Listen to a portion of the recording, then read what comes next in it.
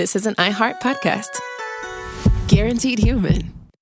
With no fees or minimums on checking accounts, it's no wonder the Capital One bank guy is so passionate about banking with Capital One. If he were here, he wouldn't just tell you about no fees or minimums. He'd also talk about how most Capital One cafes are open 7 days a week to assist with your banking needs. Yep, even on weekends. It's pretty much all he talks about, in a good way. What's in your wallet? Terms apply. See CapitalOne.com/bank. Capital One, N.A., member FDIC. The NFL playoffs are here, and it all starts with Wild Card Weekend powered by Verizon. Man, it all comes down to this. 12 teams, 6 games, 3 days, and one epic weekend. My goodness! It's win or go home, and every moment counts on the road to Super Bowl 60. It's a touchdown! Wild Card Weekend powered by Verizon. January 10th through 12th. Visit watch.nfl.com for the full schedule. Brought to you by the reinvented 2012 Camry. It's ready. Are you? Welcome to Stuff You Should Know from HowStuffWorks.com. Hey, and welcome to the podcast. I'm Josh Clark. Chuck Bryant, how you doing, man? I am well. That sounded very unsure. Yeah, I'm feeling the same way. Is it? Chuck and I are recording on a Monday. Jerry's forcing us to. Usually we record on Fridays. It's the last thing we do in the week, which is why we're so chipper and up and drunk. And this is a shift. It's different. Yeah, it's like a funeral. It's harsh on our buzz. Plus, it's kind of cloudy out, and the weather. I know. Affects me. I have SAD, seasonal affective disorder. Do you really? Yeah, a little bit. Like diagnosed? No. Self-diagnosed? Yeah. Are you also self-medicating? No. Okay. I'm not into that. Good for you. Good for you, Chuck. All right, well, I have a question for you. Fire away. Did you ever, when you were a kid, did you have one of those little plastic shavers, little razors? Yes. Did you? Mm-hmm. Did you use it, or did you just leave it around? Yeah, I remember getting into my dad's shave cream and playing around like I had facial hair. Mm-hmm. Me too. Right, and now we do have facial hair. Like I know. It's men. kind of like when I was a kid, when I was like 7, all I wanted to do was mow the lawn, right? Yeah. More than anything else. Oh, yeah. And then come 8, I actually got to mow the lawn. And the first 3 times were heaven. Right. Then after that, I was like, you are such a chump. Yeah. Same thing with shaving. It was like really exciting, Oh, yeah. and now things just get kind of mundane after you do them a number of times, huh? Yeah, I was pretty late to a late bloomer to the facial hair too. So were you? Later on in high school, like my friend Jim that you've met. Yes. He is of Arabic descent, and Jim literally had a mustache when he was in like the 8th grade. Yeah. It was one of those thin ones. Uh-huh. And he's a drummer in a band, and so he had the little the mullet and the mustache. Yep. I knew a kid like that too. His name was Ron. He was of Polish descent. And his voice was deep in the 3rd grade, and his stash started coming around a little after that. Yeah, I developed a little later. I'm still developing. Are you? Yeah. Your voice is still changing, isn't it? It is. They're very nice, Chuck. Sexy. Have you ever wondered, though, why? How about this for a segue? Have you ever wondered, Chuck, why humans even have body hair? I hadn't until I read this article, and then it kind of occurred to me. Yeah, that's kind of weird. Why do we have hair? Actually, this isn't the first time I've thought of this. Really? Yeah. Did you think that when you were a little kid? No, anthropology student. Oh, okay. Uh-huh. Yeah, I wasn't down with anthropology. All right, remember how we were just talking about shaving the face? Mm-hmm. Did you know that you or I will probably spend about a month out of our lives shaving? I'll probably average? spend less than that, but yeah, I'm below average. I shave about once a week. I shave once a week, too. God, we are made for each other, aren't we? I know. Wow. All right, well, let's get to this, all right? Yes, humans have hair. Why does your hair grow, the hair on your head, grow longer than the hair on your arms? Chuck Bryant. Well, before we go there, Josh, we need to understand a little bit about hair. Can we go there? What happens is, when you're talking hair growth, you have cells inside the hair follicles. They divide and they multiply. Right. And then space fills up inside the follicle, and it pushes older cells out. Right. Because hair is actually just like the protein keratin and dead cells. Yep. Right? That have hardened. Right. Yeah. That sounds kind of gnarly when you It is. put it like that. Did you know something like 98% of all dust is dead skin cells? Ooh, really? Uh-huh. Ugh. It's like bed bugs. not to get off on another tangent, but all that stuff grosses me out. Sure. Never bring a black light into a hotel room. That's all I have to say. Right. So as space fills up, it pushes the older cells out, like I was saying, and those cells harden and exit the follicle and forms a hair shaft. Right. Which you said is mostly dead tissue and keratin, correct? Right. Yes. So that's basically what's going on. But it happens in spurts. It rests and it active and resting phases. So the active phase, the growth phase, is called the anagen phase. Yes, sir. And then there's the telogen phase, and those are resting phases. And strangely enough, your different parts of your body go through different phases at different times. Right, which is what you're talking about with the arm and the head. Right. So your arm hair has much longer telogen or resting phases than your head hair. Head hair. Yes. Which I usually just call hair, which is why this is going to be a really confusing podcast. I know, because there's different types of hair on different parts of your body. So yeah, let's caveat that right now. If we just say hair, we're talking about the head, the scalp. Okay. Okay? Sure. Everything else is facial hair, arm hair, you know, there's a qualifier. But let's go ahead and get the different types of hair out of the way. Let's do it. What you have in the womb are little tiny hairs called lanugo. That's how I pronounced it, too. Okay, yeah. good. Then after you're born, babies grow vellus, which is fine, unpigmented hair across your body. It's like peach fuzz. Yeah. That's what I got. Little babies' heads are all soft. They're so cute. They are. And then you hit puberty, most of us, and the vellus hairs give way to terminal hairs, and they're a little more coarse, and that's what you find underneath your armpits and around your genital area. Or on my back, on and your shoulders. Back, sure. You've seen a it. hairy back? Holy cow. Really? Yeah. I've never seen you with your shirt off. I'm like a class 4 or Robin Williams level of hairy. Wow. I'm not quite there. It's up there. Yeah, sure. Yeah, I'm not that bad. I have the creepers that come around the collar, but Emily waxes me from time to time. Does she? Yeah. My brother-in-law is shaved by my sister down to where the collar of his undershirt comes. And if you ever see him with his shirt off, it's like hair, no hair. Yeah. It's really hilarious. It's like the redneck tan. Kind of, yeah. That's nice. So then back to the hair that we all think about, the hair on the scalp, the thicker hair, eyebrows, eyelashes, that's also terminal hair, which is the same as what a lot of people call pubic hair. Yes. It's actually the same type of hair. You might not think so, but it is. It's terminal. Okay, so, and then a different kind of hair, and this is distribution, not the type of hair, is androgenic. Yes. And that's like your facial hair, your chest hair, your arm hair, and it's usually stimulated by the hormone testosterone. Right. So there you have it. And then you add all that up together, Josh, and you get about 5 million individual hairs for an average adult. Which is strange because that's about the same density as a chimpanzee. Did you know that? I did, and this is where it gets a little more interesting. Let's get all that sciencey stuff. Thank God. Get all those terms out of the way.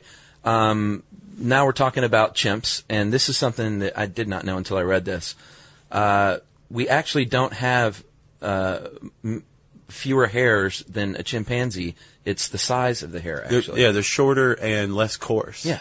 So we have about the same number of hair follicles, or at least the same density of them as a chimp. Yeah, I bet no one would answer that unless they knew. No, but we could. Well, sure. We should totally go to Triv tonight. And now the dozens of people who listen to our podcast can know that, too. Exactly. But we also, on the chimps, we also share the same hairless parts, which is lips, palms, and soles of the feet. No hair. I have hair on my palms. Well, I'm not going to go there. Okay.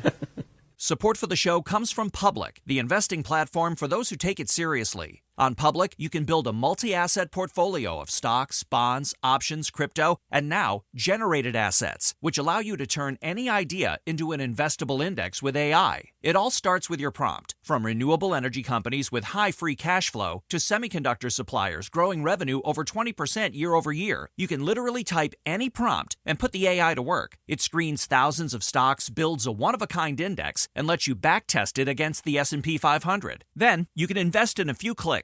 Generated assets are like EFTs with infinite possibilities, completely customizable and based on your thesis, not someone else's. Go to public.com/podcast and earn an uncapped 1% bonus when you transfer your portfolio. That's public.com/podcast. Paid for by Public Investing. Brokerage services by Open to the Public Investing, Inc. Member FINRA SIPC. Advisory services by Public Advisors LLC. SEC registered advisor. Generated assets is an interactive analysis tool. Output is for informational purposes only and is not investment recommendation or advice. Complete disclosures available at public.com/disclosures. The NFL playoffs are here, and it all starts with Wild Card Weekend powered by Verizon. Man, it all comes down to this. 12 teams, 6 games, 3 days, and 1 epic weekend. My goodness! It's win or go home, and every moment counts on the road to Super Bowl 60. It's a touchdown!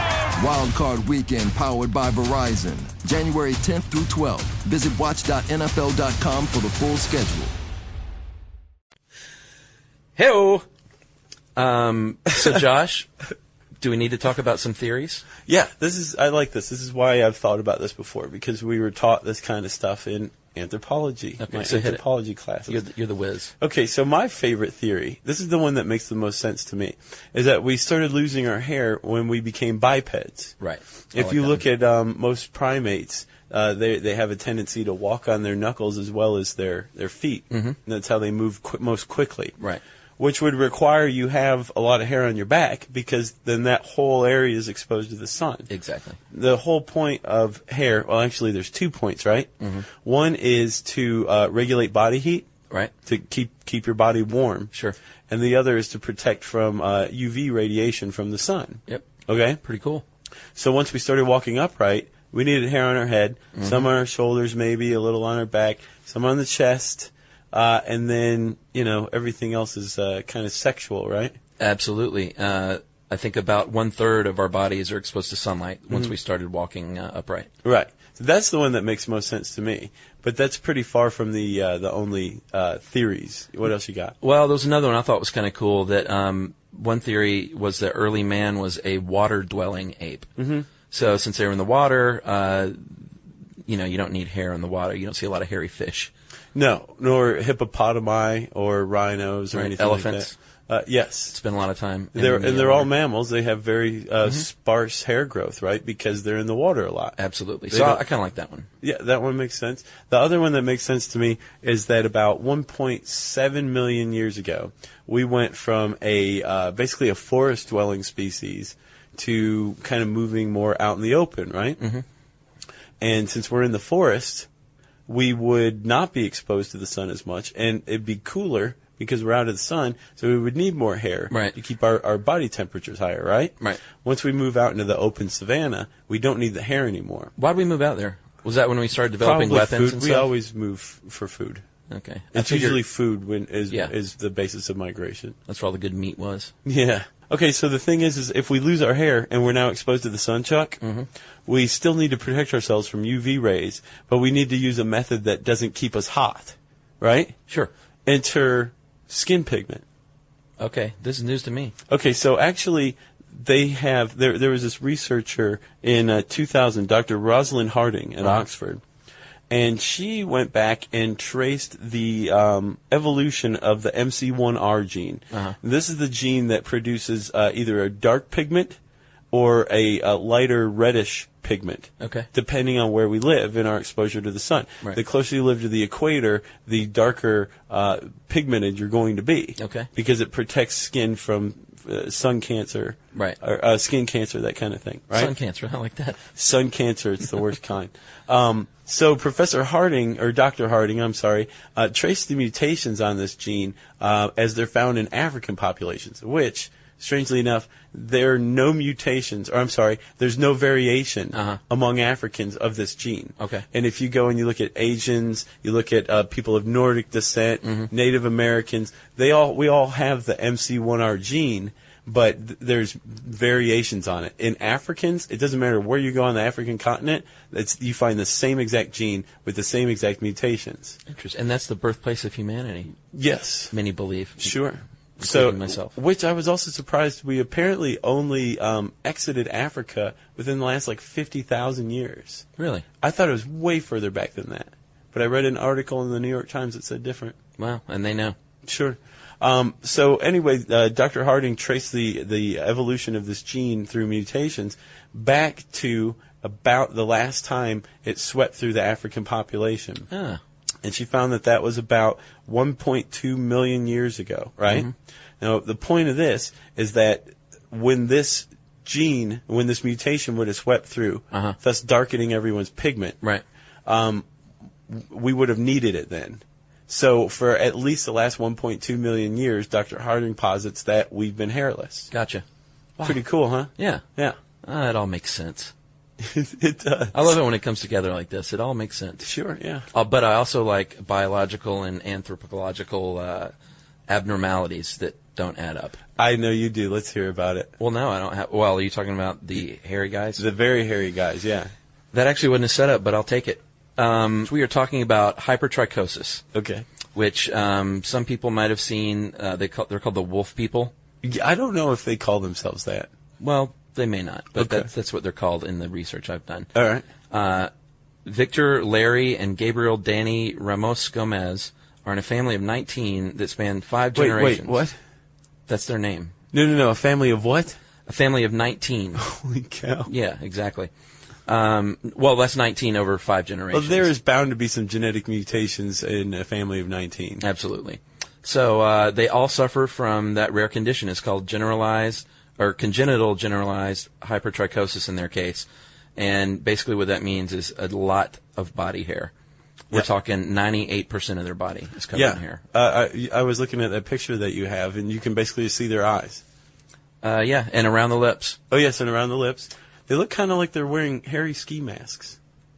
Yeah. Yeah. That's and good. Is that one of their little siblings? No, it says it's one of their fans. Oh, okay. They're taking a picture with one of their fans. Very cool. And there's also a man in China named Yu Xinhuan, and his claim to fame, he has the same thing. He's called the hairiest man in China. And hair covers 96% of his body, and he is trying to become a singer, apparently, and make it big as a singer, which I thought was pretty cool. Yeah, I think the Gomez brothers have him beat big time. Well, by 2%. Yeah. Not much. And Yu was actually made his entertainment debut at the age of 6 in a movie called A Hairy Child's Adventure. So early on, he felt like he was exploited somewhat, and he was ashamed. But he's learned to live with it, and now kind of embraces it, which is kind of cool. A Hairy Child's Adventure. I'm looking that one up. Yeah. I'll bet it's riveting. So that is hypertrichosis in a nutshell. There's a lot more. Maybe we should do a full podcast on this. It's pretty interesting, actually. Yeah. But shaving, plucking, electrolysis, and laser removal, there are different cosmetic things you can do to help that out. I also did a tad bit of research on that, and there's an acquired version. There's genetic version. Right. There's an acquired version, and through malnutrition, you can develop this. Well, so your starvation diet, you better watch out, buddy. That explains the hair on the back. Yeah. Is it sprouting more and more lately? Yeah, it is, and it's getting kind of Billy Goat-esque. Ooh. Yeah. I had a pet goat. Did you know that? I did not. Yeah, it's good stuff. How is its hair? Good growth pattern? Yeah, coarse. Goats are really great pets, actually. Yeah. Very affectionate. Yeah, they are. They can cause some serious allergies, though. Oh, really? Sure. Yeah, I didn't know that. Yeah, you do now. So here's to you, Nestor, my goat. Hey, Nestor, thanks for listening. You want to do one last thing? Sure. Okay, so what's the deal with groin hair and armpit hair? I mean, these places aren't exposed to the sun any longer. Right. If they are, it's at like Camp Sunshine nudist resort. Right. You tell me. Camp Sunshine is actually a camp for kids with cancer, so I doubt that's not a nudist resort. Oh yeah. Well, there's another one. Word. You're thinking of the that Camp one. Sunburst. It's Camp Sunshine in upstate New York. Okay. Yeah. It's funded by the same people, strangely enough. Yeah, that's awesome. Support for the show comes from Public, the investing platform for those who take it seriously. On Public, you can build a multi-asset portfolio of stocks, bonds, options, crypto, and now generated assets, which allow you to turn any idea into an investable index with AI. It all starts with your prompt. From renewable energy companies with high free cash flow to semiconductor suppliers growing revenue over 20% year over year, you can literally type any prompt and put the AI to work. It screens thousands of stocks, builds a one-of-a-kind index, and lets you backtest it against the S&P 500. Then, you can invest in a few clicks. Generated assets are like EFTs with infinite possibilities, completely customizable and based on your thesis, not someone else's. Go to public.com/podcast and earn an uncapped 1% bonus when you transfer your portfolio. That's public.com/podcast. Paid for by Public Investing. Brokerage services by Open to the Public Investing, Inc. Member FINRA SIPC. Advisory services by Public Advisors, LLC. SEC registered advisor. Generated assets is an interactive analysis tool. Output is for informational purposes only and is not investment recommendation or advice. Complete disclosures available at public.com/disclosures. The NFL playoffs are here, and it all starts with Wild Card Weekend powered by Verizon. Man, it all comes down to this. 12 teams, 6 games, 3 days, and one epic weekend. My goodness! It's win or go home, and every moment counts on the road to Super Bowl 60. It's a touchdown! Wild Card Weekend powered by Verizon. January 10th through 12th. Visit watch.nfl.com for the full schedule. No, the theory, no, I guess hypothesis. Right, not a theory yet. Would be, or behind why we have groin hair and armpit hair is because these places are where we emit the most. Yes, see, do you see where I'm demonstrating? Yeah. Right here, Chuck. Look down here. These are where we produce the most pheromones. Right. And the hypothesis is that the hair acts as kind of like an amplifier for these pheromones. Because it traps in the smells? Mine does. Interesting. Yeah. Yeah. What a grisly topic. It really. Kristen Conger wrote this, right? Yeah. Our colleague. Way to go, Conger. If you want to read it, you can type in "Why do humans have body hair" in the handy search bar at howstuffworks.com. Okay. So we did that. All right. So that's why do humans have body hair, right, Chuck? Because we need it. Yeah, I guess. Although, if we ever make it back into the water, prepare to go bald. Right. And it's funny, human head hair is become one of the more distinct features that, people have hairdos, and it's a very cosmetic thing. Yeah. It's not just, it's there to protect our head. So, but it's also to look cool. Yeah, that's what I'm trying to say. Yeah. Get a mohawk, maybe? Sure. Okay, well, let's plug something, Chuck. You plug. Oh, okay, I'll plug. So let's plug the blogs. Okay.